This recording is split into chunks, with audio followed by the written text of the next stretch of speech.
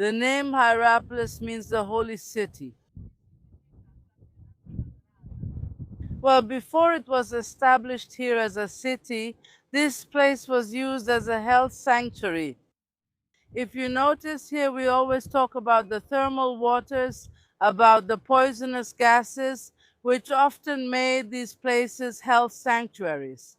In Asia Minor, these were the places where witchcraft was practiced, meaning healing, curing someone. The sick often came for witchcraft, and these places were closed. They were forbidden after Christianity became the official religion. Well, during the health sanctuary, please. We all remember St. Lucas, who always wanted to study medicine, but he didn't choose to study medicine.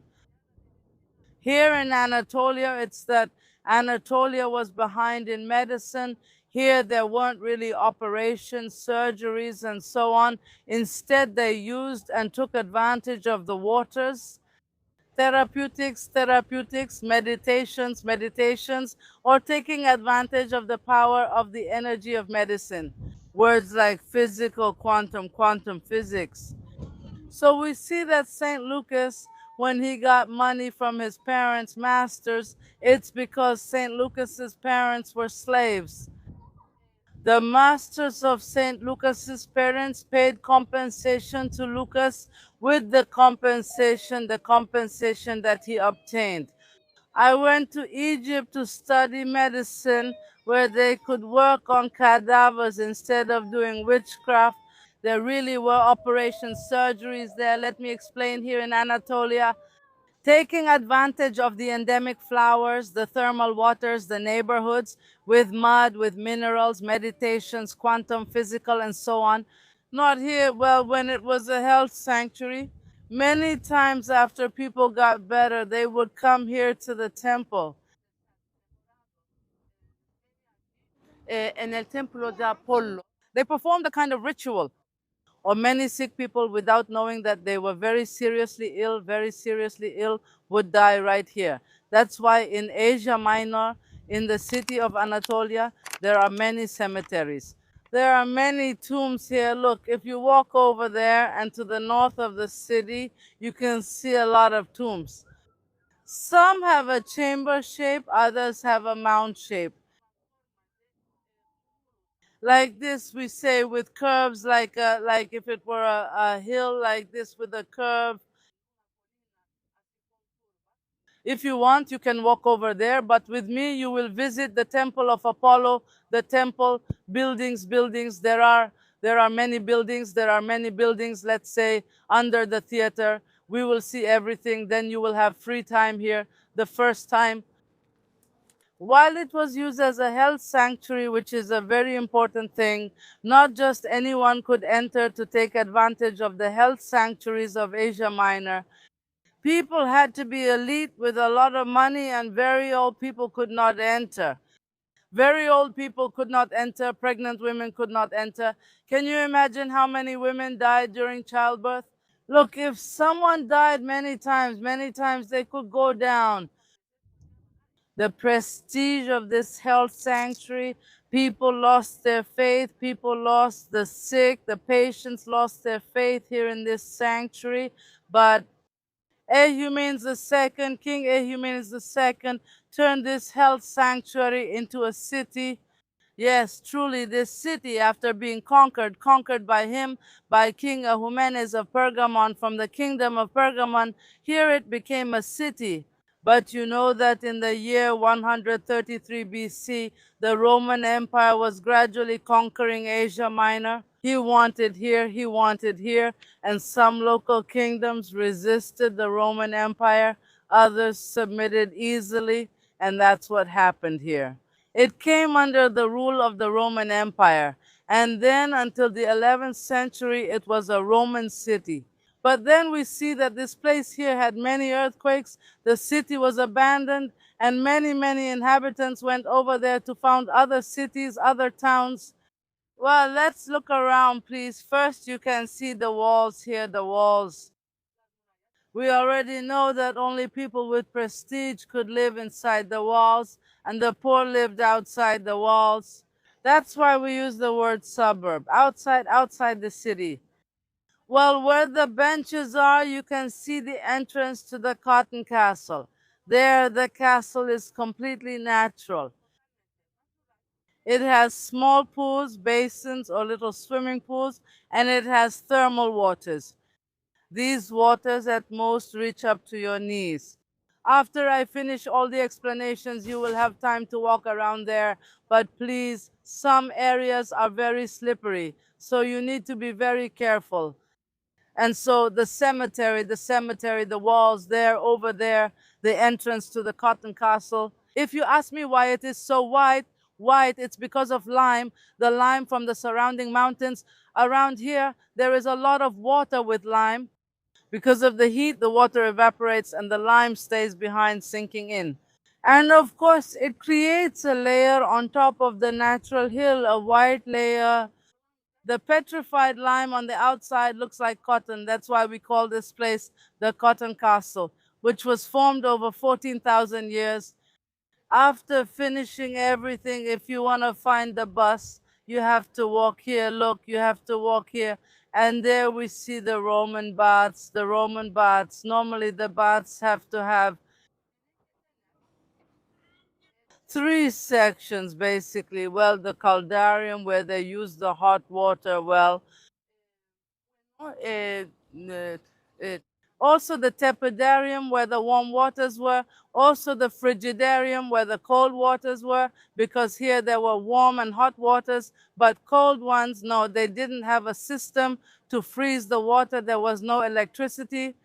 So here, there was only a small room that was used as an auditorium where people left their clothes and important things. Then the caldarium and the tepidarium.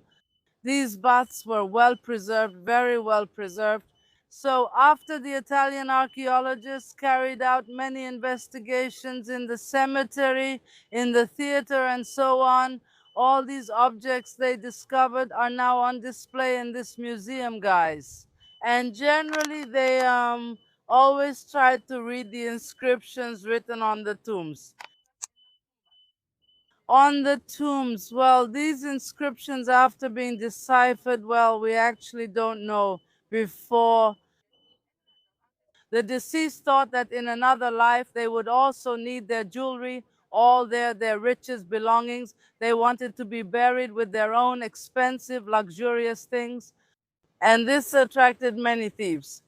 So the deceased, when he had a tomb built, a monumental chamber, and wanted to be buried with all the family members, he would have something written there. Whoever touches my tomb will be cursed by all the gods, for example, to scare the thieves a little. My people, if you want now, well, let's go over there to see it. Well, the temple of Apollo and also the temple of Alès is right next to it. From the outside, I'm going to show you. From the outside, I'm going to show you. And like the tomb of Saint Philip with his two daughters. Now, if you would kindly follow me, we'll see it there. We're going to go up the ramp. It's difficult, but my group will hold on, I know.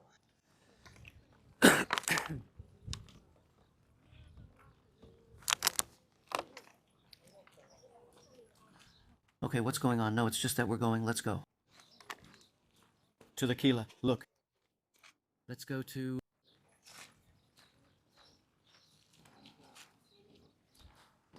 Well, we just finished an explanation. I'll take this off because I'm going to look messy. Well, but at least here I am. Now I'm even messier than before. Thank you. We went through all of this together with our guide. We have learned a lot. We went there to the very beautiful amphitheater here in Hierapolis. Hierapolis exists in the scriptures. The brothers here were asking me. We had a kind of private meeting with some of them. And what are we doing here? What are we doing? Is this in the Bible or not? Yes, the truth is that it is in the Bible. Hierapolis is in the Bible. We are told in the book of Colossians about the city of Hierapolis. In fact, the apostle Paul tells us about this. At a time when he was imprisoned, he was writing. And so he even gives us the name of the probable founder of the earliest community of believers in Hierapolis. If you check Colossians chapter 4, write the name in the comments for me. I could just tell you, but it's better if you read it and share one of the names. Hint, it starts with E. If you know it, great, go ahead and share it. But we're also told that there's another reason that happened in Hierapolis. And that's because one of the apostles, Sheliach, messenger, evangelist, one of the 12, actually, of the Lord Jesus, those who walked with him, whom he called, was named Felipe. So we have two Felipes in the scriptures in the New Testament. One of them was the evangelist, the other was the deacon. The evangelist was around these parts. He arrived here after the dispersion in the city of Jerusalem, when everyone was expelled, forbidden to share about the Messiah in the city of Jerusalem. Then the pressure from the Romans and everything else made it very, very difficult to share about the Messiah in that city.